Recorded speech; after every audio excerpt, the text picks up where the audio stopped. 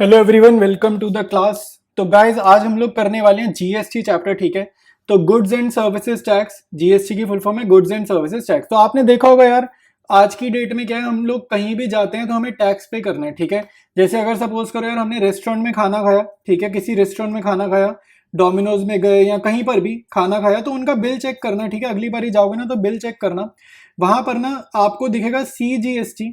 ठीक है, CGST और SGST एट 5%। ठीक है, तो 5% का रेट वहां पर लगा होगा। CGST का भी 5%, SGST का, सॉरी, CGST का 2.5%, SGST का 2.5%, 2.5 लगा होगा, तो टोटल मिलाकर ये 5% होगा। तो आप जाकर बिल में चेक करना। ठीक है, सिमिलरली कुछ भी खरीदोगे, कपड़े खरीदोगे, ठीक है, या कोई भी चीज खरीदोगे, तो आपको CGST और SGST देखने को मिलेगा। तो ये क्या, ये टैक्स है जो हम गवर्नमेंट को पे करते हैं। तो कुछ भी खरीदेंगे, कुछ भी बेचेंगे, ठीक है, हमें गवर्नमेंट को टैक्स देना होता है। ठीक है, तो यही हमारा चैप्टर है। तो बहुत सारी जर्नल एंट्रीज करनी है आज की क्लास में हमने। तो जो भी जर्नल एंट्री आप करोगे तो उसमें टैक्स को कैसे एडजस्ट करते हैं, टैक्स की एंट्री कैसे करने हैं, वो हमने आज की क्लास में समझना है। ठीक है, तो पहले एंट्री करने से पहले से समझ लेते हैं, एंट्री से पहले ये समझ लेते हैं कि टैक्सेस हैं कौन सी तरह के। ठीक है, हमें कौन सा टैक्स पढ़ना है। तो एक तो याद रखना, ये डिपेंड करता है कि आप बिजनेस कैसे कर रहे हो। फॉर एग्जाम्पल, ठीक है, इसमें एग्जाम्पल ये है कि आप अपनी स्टेट में बैठे हो, ठीक है, और आप अपनी स्टेट में ही माल बेच रहे हो। ठीक है, ये क्या हुआ इसका मीनिंग, जैसे कि अगर आप, एग्जांपल हो गया, आप दिल्ली में बैठे हो, ठीक है, आप दिल्ली में रहते हो, दिल्ली में आपकी शॉप है और आप सामान भी सेल दिल्ली में ही कर रहे हो। ठीक है, दिल्ली में माल बेचा, दिल्ली में ही रहते हुए, इसको बोलेंगे इंट्रा स्टेट सप्लाई। इंट्रा मतलब विद इन, उसी स्टेट में, विद इन। ठीक है, ये हो गया इंट्रा।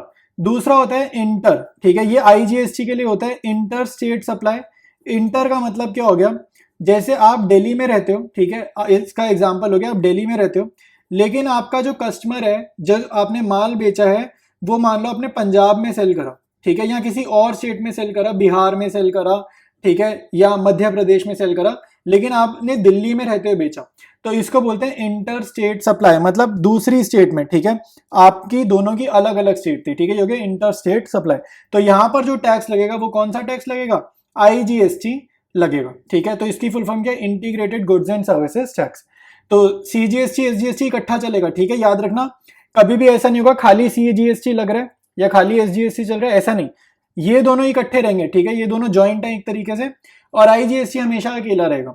ठीक है, कब CGST SGST लगेगा मैंने बता दिया, जब सेम स्टेट में माल बेचोगे, दिल्ली में रहते हो दिल्ली में बेचो, पंजाब में हो तो पंजाब में ही सेल करो, ठीक है, यूपी में हो तो यूपी में ही सेल करो। ठीक है, ऐसे ये हो गया आपका इंट्रा।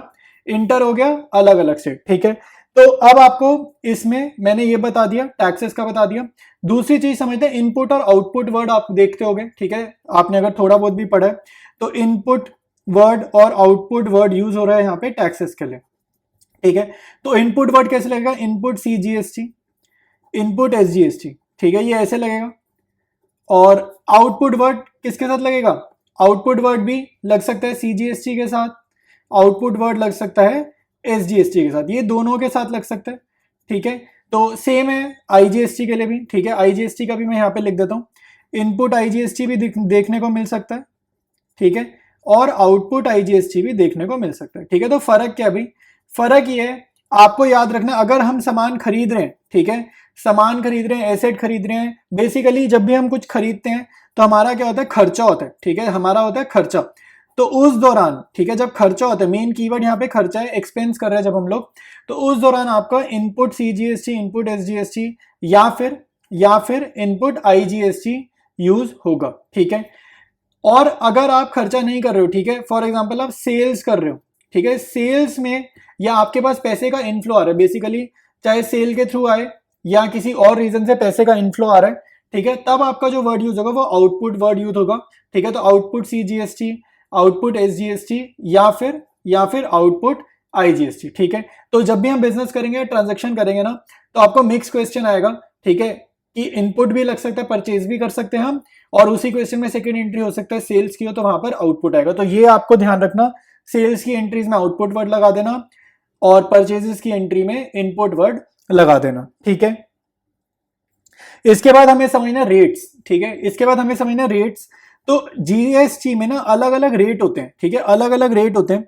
तो जैसे 0% रेट होता है, ठीक है, एक होता है 5% रेट, ठीक है, एक होता है 12% रेट, या फिर हो सकता है 18% रेट हो, और एक हो सकता है 28% रेट, ठीक है। तो ये कैटेगरी है। 0% मतलब उस पर टैक्स ही नहीं है, ठीक है, उस पर टैक्स ही नहीं है। 5% मतलब उस पर कम टैक्स है, जैसे रेस्टोरेंट बिल पे मैंने बताया 5%, ठीक है।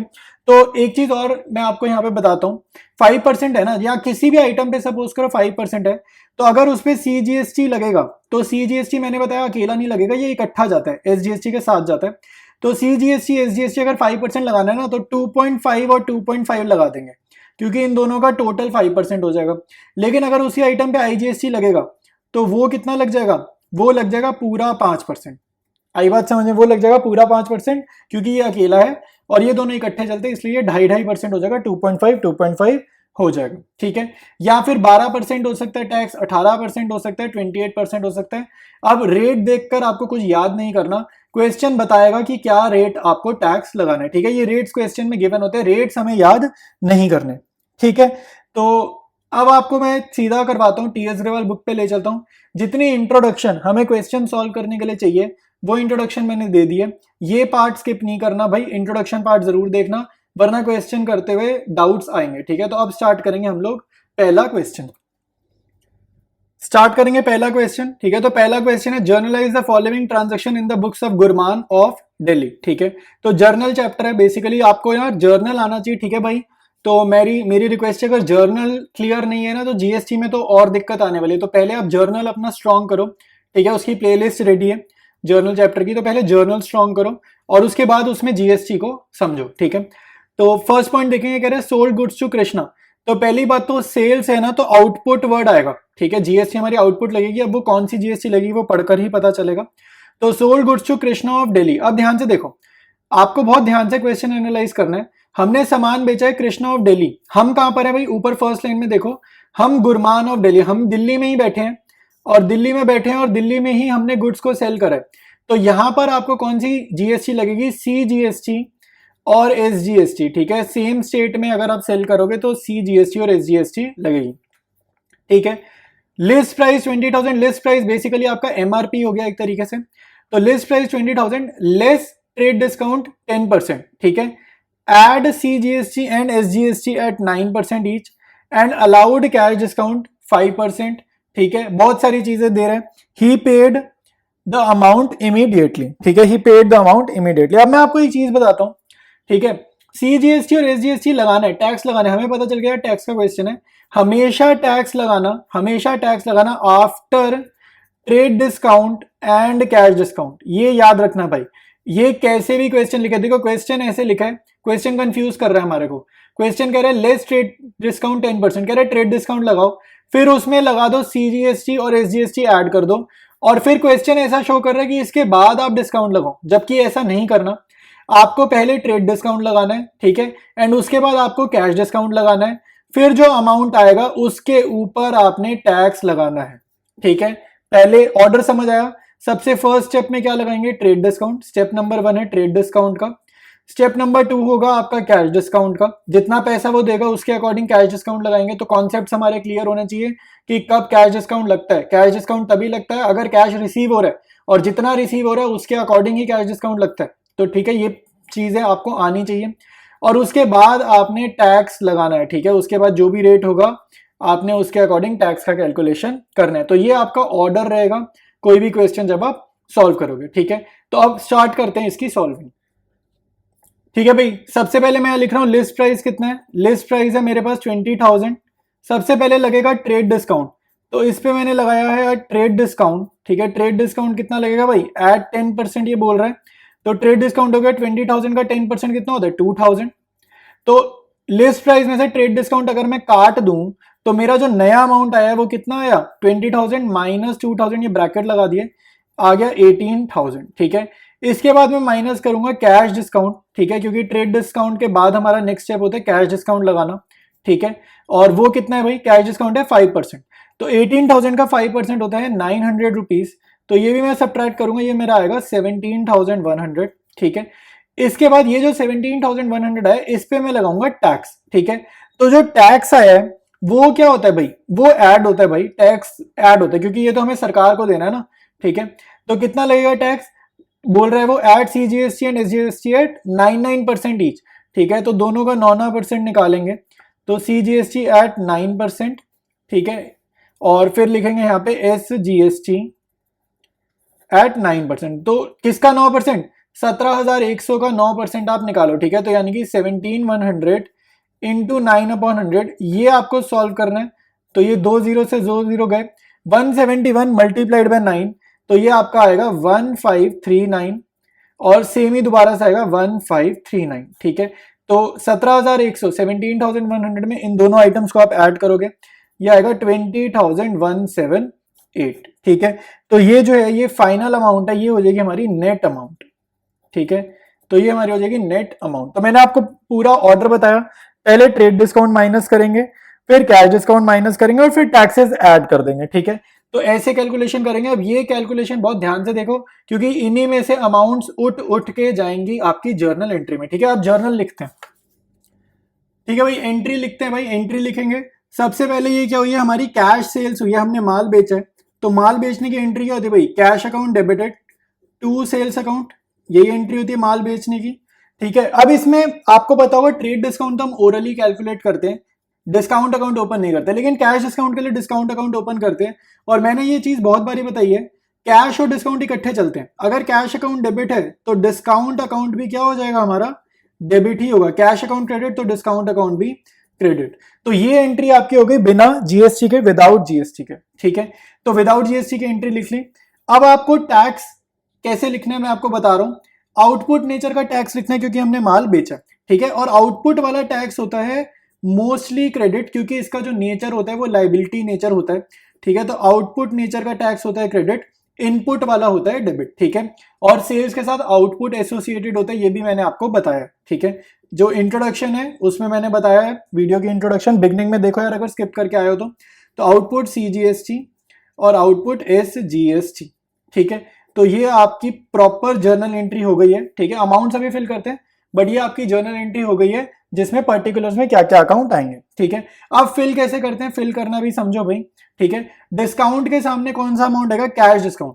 तो कैश डिस्काउंट कितना था, 900 रुपीज था, ठीक है, वो लिख लिया, ठीक है। उसके बाद आप देखो, ठीक है, ये मैं आपको दिखा रहा हूं जो हमने कैलकुलेशन किया। यहां से जीएसटी का अमाउंट देखो 1539 तो ये जीएसटी के सामने लिख देते हैं 1539 और 1539, ठीक है, ये लिख लिया।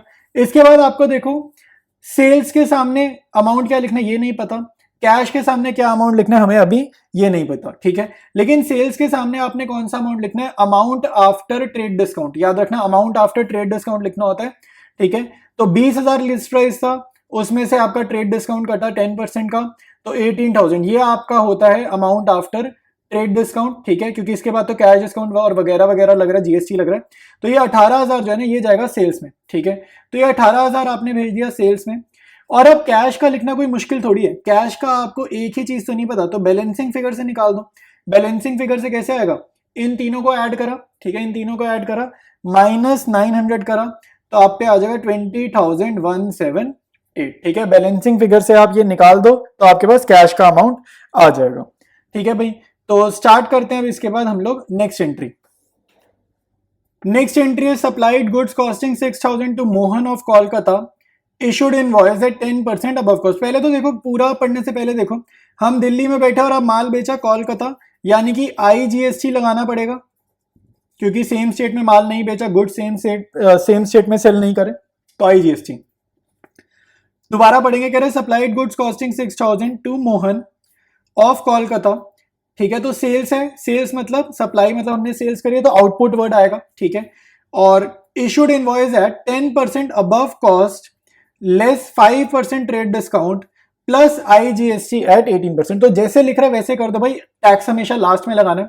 तो हमारे को कॉस्ट प्राइस गिवन है, कॉस्ट प्राइस था 6,000, उसने बोला है कॉस्ट प्राइस था 6,000, उसने उसके ऊपर 10% का प्रॉफिट लगाया, ठीक है। तो ये ऐड कर दो, ठीक है, ऐड कर देते हैं, ठीक है, ऐड कर देते हैं 10%, तो ये हो जाएगा 600। तो हमारे पास ऐड करके फिगर क्या आ रही है 6600, ठीक है। इसके ऊपर उसने 5% का ट्रेड डिस्काउंट किया, तो वो तो माइनस होगा, ठीक है। तो ट्रेड डिस्काउंट दिए 5% का, तो वो माइनस करते हैं, तो लेस ट्रेड डिस्काउंट, ठीक है, कितना परसेंट, 5%। तो 6600 का 5% होता है 330, ठीक है। तो 6600 में से 330 का ही आएगा 6270, ठीक है, 6270। इसके बाद लगाना है आईजीएसटी 18% का, ठीक है, टैक्स लास्ट में लगाएंगे। तो यहाँ लिखेंगे प्लस आईजीएसटी एट 18%, ठीक है। तो आईजीएसटी लगाते हैं 18%, तो 6270 मल्टीप्लाइड बाई 18/100, ठीक है। मैं यहाँ लिख देता हूँ 6270 मल्टीप्लाइड बाई 18/100, तो ये आपका सॉल्व करने पे आएगा 1129, और इन दोनों को हम ऐड करेंगे तो टोटल अमाउंट हमारे पास आ जाएगा 7399, ठीक है। तो ये हमारा क्या हो जाएगा, नेट अमाउंट हो जाएगा, ठीक है, ये हमारा हो जाएगा नेट अमाउंट, ठीक है। तो ये कंप्लीट कैलकुलेशन है, ठीक है। स्टार्ट करते हैं अब जर्नल करनी, और इन्हीं में से ही कैलकुलेशंस उठा उठा के हम अमाउंट्स कॉलम में लिखेंगे। स्टार्ट करेंगे एंट्री, ठीक है। सबसे पहले तो मुझे पता है सेल्स है, तो सेल्स अकाउंट तो हो जाएगा क्रेडिट, ठीक है। साथ में क्वेश्चन में कहीं भी कैश वर्ड चेक वर्ड नहीं लिखा, और पार्टी का नेम पता है मोहन, तो ये एक क्रेडिट ट्रांजैक्शन है, तो मोहन टू सेल्स, ठीक है। और क्योंकि अब लगाएंगे टैक्स जीएसटी वाला पार्ट, तो आउटपुट वर्ड की जीएसटी लगेगी, सेल्स के साथ आउटपुट लगेगा, और आउटपुट मतलब लाइबिलिटी नेचर, क्योंकि अगर आप समझो इस चीज को तो आपको समझ में आएगा कि जब शॉपकीपर टैक्स कलेक्ट करता है तो ये उसकी इनकम नहीं है, ये उसको आगे सरकार को देना है, ठीक है। जब हम जैसे अगर मान लो तुम बिजनेस कर रहे हो, तुमने टैक्स कलेक्ट किया कस्टमर से, तो वो टैक्स तुम्हारी इनकम नहीं है, तुमने आगे सरकार को वो जमा कराना है। तो फॉर द टाइम बिंग, उस टाइम पीरियड के लिए जब तक तुमने इस टैक्स को रखा हुआ है अपने पास, तब तक के लिए वो लाइबिलिटी है, ठीक है। इसलिए आउटपुट आईजीएसटी या आउटपुट सीजीएसटी जो भी होगा ये क्रेडिट होता है, क्योंकि लाइबिलिटीज हमेशा क्रेडिट होती है, ठीक है। अब अमाउंट्स लिखना स्टार्ट करेंगे भाई, ठीक है। तो अमाउंट्स आपको मैं बता देता हूं, ठीक है। कैसे लिखेंगे भाई, सेल्स के सामने आपका वही अमाउंट आएगा, amount after trade discount, trade discount के बाद वाला अमाउंट है 6270, तो ये सेल्स के सामने जाएगा 6270। आईजीएसटी कितना है 1129, ये देखो आईजीएसटी कितना है 1129, तो आईजीएसटी के सामने लिख दो 1129। मोहन के सामने क्या जाएगा भाई, बैलेंसिंग फिगर, आसान है, ठीक है। दो पता चल गई, एक ही तो निकालनी, इन दोनों को ऐड करा, ये यहां पर लिख देंगे, तो ये आपका आ जाएगा 7399, ठीक है। तो सेकेंड एंट्री भी हमारी डन है। थर्ड पॉइंट है goods valued at 2500 distributed from stock as samples as part of an advertising campaign, ठीक है। तो क्या हो रहा है यहाँ पर कि हमने कुछ स्टॉक वगैरह बांटा है फ्री में, ठीक है। जैसे कंपनीज क्या करते हैं, कभी कुछ नया प्रोडक्ट लॉन्च करना होता है ना, तो कहीं कहीं जगह पे ना वो फ्री ऑफ कॉस्ट बांट देती है उस प्रोडक्ट को, ठीक है, सैंपल के तौर पे, ठीक है। तो ये अपना हो जाएगा एडवर्टाइजमेंट का एक तरीका। तो ऐसी जर्नल हम कर चुके हैं जर्नल चैप्टर में। इसमें कह रहे these goods were purchase by paying CGST and SGST at 9% each, ठीक है। तब वो ये कह रहा है कि भाई अगर आपने फ्री में प्रोडक्ट बांटा तो बेसिकली टेक्निकली आपने बेचा नहीं है, सेल्स नहीं है, ठीक है। लेकिन सेल्स नहीं है तो आपको टैक्स का कैसे एडजस्टमेंट करना है वो आपको समझाना है, ठीक है। तो 2500 का प्रोडक्ट है, 9% का यहाँ पर टैक्स है, ठीक है। तो स्टार्ट करते हैं, सीधा इसकी जर्नल करते हैं, वहीं वर्किंग करेंगे क्योंकि इसमें कुछ खास कैलकुलेशन है ही नहीं। स्टार्ट करेंगे भाई। सबसे पहले आपको नॉर्मल एंट्री आनी चाहिए सैंपल्स डिस्ट्रीब्यूट करने की। तो नॉर्मल एंट्री जो विदाउट जीएसटी होती थी वो क्या होती थी, सैंपल्स अकाउंट डेबिट। कोई बच्चा एडवर्टाइजमेंट अकाउंट डेबिट करना चाहता है वो उसको भी डेबिट कर सकता है। कोई अगर सेल्स प्रमोशनल एक्सपेंसेस करेगा उसको भी डेबिट कर सकता है, ठीक है। मैंने सबसे आसान वाला लिखा, सबसे छोटा, सैंपल्स अकाउंट डेबिट। अब याद रखना सैंपल्स फ्री में बांट रहा हूं तो ये सेल नहीं है, और अगर सेल नहीं है, ठीक है, तो ऐसे केसेस में हम क्या क्रेडिट करते थे, परचेजेस अकाउंट क्रेडिट करते थे, ठीक है। तो ये तो हमारी विदाउट जर्नल वाली एंट्री, ठीक है। मैंने आपको समझा रखा है अगर सेल्स नहीं है और फिर भी स्टॉक में से मतलब वेयर हाउस में से स्टॉक कम हो रहा है, और सेल्स नहीं कर रहे फिर भी वेयर हाउस में से स्टॉक कम हो रहा है, तो आपको परचेजेस अकाउंट क्रेडिट करना है ऐसे केसेस में, ठीक है। अब आपको याद रखना है जब हमने खरीदा था ये प्रोडक्ट तब हमने क्या किया था, जब हमने ये खरीदा था ना तब हमने इनपुट यहां पर पहले डेबिट करा था। अब आपको ये एंट्री समझ में आएगी बहुत अच्छे से, अगर समझनी है तो ये तब आएगी अगर आपने सेकेंड क्वेश्चन थर्ड क्वेश्चन कर रखा होगा पहले तो, ठीक है। ये बुक में ना थोड़ा ये थर्ड पॉइंट ना बाद में देना चाहिए था, तो इसलिए यहाँ पे कई बार समझ नहीं आता कि ये क्रेडिट क्या कर रहे हैं। तो मैं आपको समझा देता हूँ फिर भी, ठीक है। नहीं तो सेकेंड क्वेश्चन थर्ड क्वेश्चन जब कर लोगे उसके बाद वापसी यहाँ पर रीविजिट करना, तब आपको ये एंट्री बहुत आराम से समझ आ जाएगी। तो normal entry samples to purchases है, और याद रखना परचेजेस के साथ कौन सा वर्ड चलता है, इनपुट वर्ड चलता है। तो यहाँ पर परचेजेस क्रेडिट है ना, तो इसके साथ स्टिक करा हुआ है, चिपका पड़ा है इनपुट वर्ड भी, ठीक है। और यहाँ पे टैक्स क्या लगेगा, इनपुट सीजीएसटी और एसजीएसटी लगेगा, ठीक है, क्योंकि कुछ नहीं लिखा ना, अच्छा उसने लिखा है मेंशन किया इनपुट सीजीएसटी और एसजीएसटी वर्ड उसने मेंशन करा, ठीक है, उसने मेंशन करा है तो हमने सीजीएसटी और एसजीएसटी के साथ इनपुट वर्ड लगाया हुआ है, ठीक है। आईजीएसटी नहीं है, मतलब मैं ये कह रहा हूँ, क्वेश्चन ने बोला है सीजीएसटी एसजीएसटी। अब आपको देखो एंट्री आपकी फॉर्म हो गई है, ठीक है। अमाउंट्स फिल करने सीख लेते हैं। तो अमाउंट्स देखो, जो आपकी गुड्स थे वो 2500 के वैल्यू कर रहे थे, तो 2500 आप लिखोगे परचेजेस के सामने, और आपका टैक्स का रेट क्या है 9%, तो 2500 इंटू 9/100 आप निकालोगे तो ये 225 आएगा। सेम आएगा एसजीएसटी का भी अमाउंट 2500 इंटू 9%, तो ये 225 आएगा, ठीक है। सैंपल्स का कैसे फिगर आएगा, टोटल वैल्यू क्या होती है भाई, खुद सोचो ना, टोटल वैल्यू हमेशा टैक्स मिला के होती है। अगर यार आप गाड़ी खरीदने गए, कहते हैं ना कि गाड़ी का ऑन रोड प्राइस अलग है, शोरूम प्राइस अलग है, तो वो क्या फर्क है, टैक्सेस वगैरह लग जाते हैं, ठीक है। तो मेन खर्चा कितना हुआ, सैंपल्स पड़े कितने के, खरीदे 2500 के थे, लेकिन उसके ऊपर इतना सारा टैक्स भी तो भरा था, तो टोटल प्राइस कितना पड़ गया सैंपल का, ये सारा मिला के, तो 2950, ठीक है। तो सैंपल्स के साथ डिवाइड करते हैं ना इन टैक्सेस को ऐड करके। आई बात समझ। अब करेंगे नेक्स्ट पॉइंट। नेक्स्ट एंट्री है 4th point, sold goods costing 1 lakh to Anil of Delhi. Again यहाँ पे सीजीएसटी एसजीएसटी लगेगा, आपको आगे पढ़े बिना भी समझ आना चाहिए कि दिल्ली में रह रहे हम और दिल्ली में ही सामान बेचा है, तो सीजीएसटी और एसजीएसटी लगेगा। तो sold goods costing 1 lakh to Anil at a profit of 20% on sales. तो ये थोड़ा सा ना टेक्निकल हो गया यहाँ पे। कॉस्ट प्राइस आपका 1 लाख है, लेकिन आपका जो प्रॉफिट गिवन है, परसेंटेज गिवन है, वो ऑन सेल्स गिवन है, ठीक है भाई। तो ये थोड़ा सा टेक्निकल हो गया। फिर कह रहे हैं less 20% trade discount plus CGST SGST at 9% each, ठीक है। तो यहाँ पे टैक्सेस लास्ट में लगाना, ठीक है। तो इसकी कैलकुलेशन जरा बहुत ध्यान से समझना, इतना आसान नहीं है जितना दिख रहा है, ठीक है। इसको जरा समझाता हूं। कॉस्ट प्राइस हमारा क्या है, 1 लाख है, ठीक है। कॉस्ट प्राइस हमारा 1 लाख है। सेलिंग प्राइस हमें पता नहीं है, सेलिंग प्राइस हमारा एक्स ले लेते हैं। और प्रॉफिट कितना है, प्रॉफिट है 20%, ठीक है। ये बहुत इंपॉर्टेंट क्वेश्चन है, 4th पॉइंट एक्चुअली में इंपॉर्टेंट है, ठीक है। तो यहां पर पहली गलती तो बच्चे ये करते हैं, 1 लाख का ही 20% निकाल देते हैं, ठीक है। वो 1,20,000 करके फिर आगे प्रोसीड करेंगे और वो गलत होगा। यहाँ पे क्लियर बोल रहे हैं, ये कॉस्टिंग है, कॉस्टिंग मतलब कॉस्ट प्राइस 1 लाख है और 20% जो प्रॉफिट है वो on selling price, on sales है। सेलिंग प्राइस आपको थोड़ी पता है, आपको तो कॉस्ट प्राइस पता है, तो आप इस 1 लाख के ऊपर 20% क्यों निकाल रहे हो, वो गलत है, ठीक है। तो आपको पता है भाई, हमने छोटी क्लासेस में एक फॉर्मूला समझ रखा है, selling price minus cost price. अगर सेलिंग प्राइस में से कॉस्ट प्राइस हटा देंगे तो क्या आता है, हमारा आंसर आता है प्रॉफिट, क्योंकि हम महंगा बेचते हैं और सस्ता खरीदते हैं, तो डिफरेंस क्या होता है, प्रॉफिट होता है। तो सेलिंग प्राइस क्या, मुझे नहीं पता, मैंने लिखा एक्स। कॉस्ट प्राइस क्या, मेरे को पता है 1 लाख, मैंने लिख दिया 1 लाख। प्रॉफिट क्या है 20%, तो प्रॉफिट क्या होगा 20%, लेकिन किसका, 20% क्या होता है, अपने आप में थोड़ी कुछ होता है।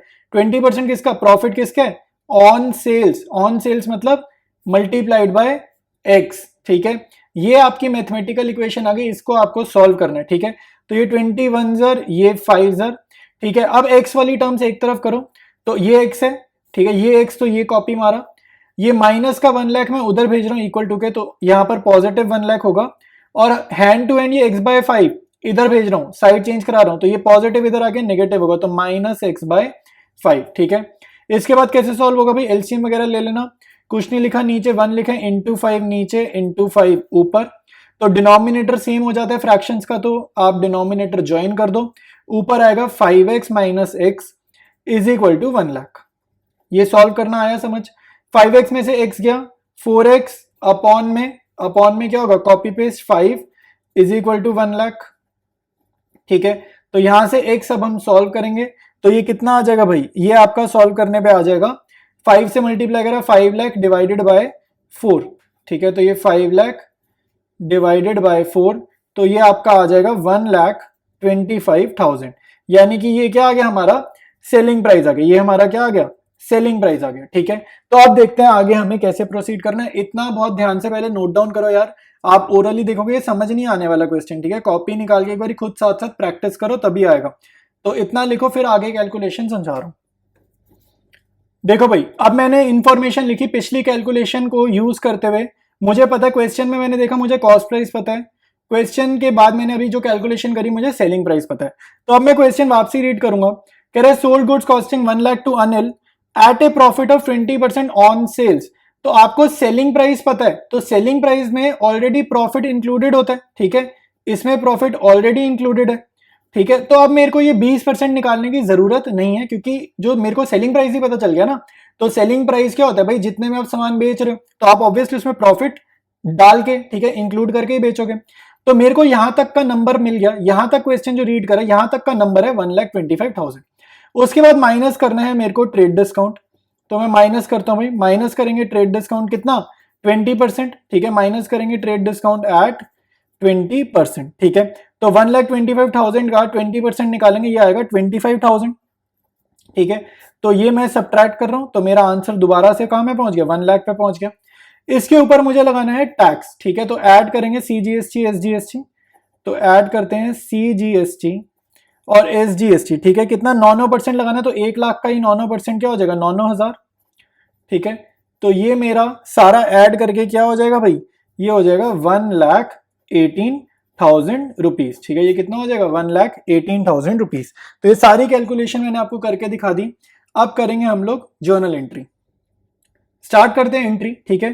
तो यहाँ पे देखो क्वेश्चन में कहीं नहीं लिखा ना कैश वर्ड और चेक वर्ड, तो इसका मतलब है ये क्रेडिट ट्रांजैक्शन है, ठीक है। उधार पे ही बेचा जा रहा है माल को। तो सेल्स अकाउंट तो आपको पता है क्रेडिट होगा, और क्योंकि क्रेडिट ट्रांजैक्शन है तो कैश या बैंक नहीं आएगा, अनिल को डेबिट करेंगे, ठीक है। और सेल्स के साथ कौन सा वर्ड आता है भाई, आउटपुट वर्ड आता है, ये मैं आपको बार बार ही बता चुका हूं। तो यहां लिखेंगे आउटपुट CGST, ठीक है, और साथ में लिखेंगे आउटपुट SGST, क्योंकि CGST अकेला नहीं चलेगा, SGST के साथ चलेगा, ठीक है। तो ये बात आई समझ में। इसके बाद हम यूज करेंगे अमाउंट्स, जो हमने अमाउंट्स निकाले थे अभी। तो ये हमारे पास कैलकुलेशन है ऊपर, ठीक है, कैलकुलेशन है। यहाँ पे देखो CGST और SGST के सामने क्या है, 9,000 9,000। तो ये तो हम यहाँ कॉपी करते हैं, CGST SGST के सामने लिखेंगे 9,000 9,000, ठीक है। सेल्स के सामने क्या अमाउंट आएगा, मैंने आपको बताया अमाउंट आफ्टर ट्रेड डिस्काउंट, तो ट्रेड डिस्काउंट काटने के बाद क्या अमाउंट आया, 1 लाख। ये ट्रेड डिस्काउंट माइनस किया, क्या आया, 1 लाख। तो सेल्स के सामने क्या आएगा, amount after trade discount 1 lakh आ जाएगा। अनिल के सामने क्या आएगा भाई, बैलेंसिंग फिगर, ठीक है। बहुत आसान है ये डेबिट वाला निकालना, तो बैलेंसिंग फिगर से इन तीनों को ऐड करोगे तो आ जाएगा 1,18,000 रुपीज, ठीक है। तो ये हमारी चारों पार्ट्स हो गए, पहला क्वेश्चन डन है। तो आज के वीडियो में हमने क्या करा, हमने एक तो इंट्रोडक्शन करी है, ठीक है, इंट्रोडक्शन पढ़ा, GST को थोड़ा सा समझा क्या चीज है, ठीक है, और फिर पहला क्वेश्चन हमने करे, ठीक है। आज की वीडियो में इतना ही करेंगे, बाकी कंटिन्यू करेंगे आने वाले वीडियोस में, ठीक है। इसी बुक के सारे क्वेश्चंस हम और जो भी GST में गिवन है सारे क्वेश्चंस करेंगे, और एग्जामिनेशन पॉइंट ऑफ व्यू से यार GST बहुत इंपॉर्टेंट रहता है, ठीक है। इस चैप्टर से क्वेश्चन आना ही आना है, ठीक है। तो वीडियोस जो भी आने वाली है सारी ही बड़ी इंपॉर्टेंट रहेंगी। तो चैनल को यार सब्सक्राइब कर दो अगर आपने नहीं करा है तो, और अपने फ्रेंड्स के साथ शेयर कर दो, ठीक है। तो थोड़ी चैनल की ग्रोथ होने में हेल्प होगी। मिलते हैं हम लोग नेक्स्ट वीडियो में।